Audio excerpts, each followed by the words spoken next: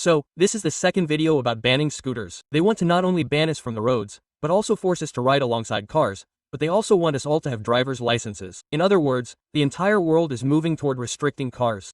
All the reports show that fewer and fewer young people under 30 are getting licenses and are opting for micromobility in the form of scooters, bicycles, public transportation, or taxis. This is a trend in megacities because megacities are overloaded. Young people don't see the point in owning a car and sitting in traffic jams, right? So, there's no need for a license at all.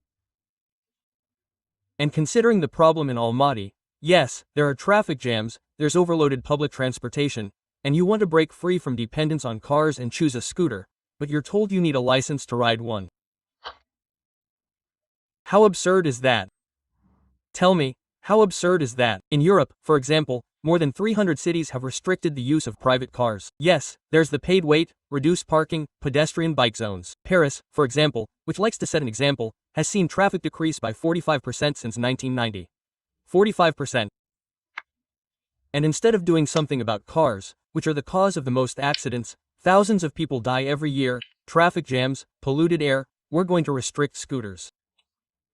How strange is that? Yes, well, of course, the president probably mentioned scooters in his address. We won't ask people's opinions, we won't conduct research, we'll just ban them. Just please understand that scooters aren't a toy. They're a response to what's happening in cities. Public transportation isn't always convenient. Taxis are getting more expensive, parking is scarce, gasoline is becoming more expensive, cities are overcrowded, traffic jams have become unbearable. For tens of thousands of people, scooters are the only way to travel short, medium distances.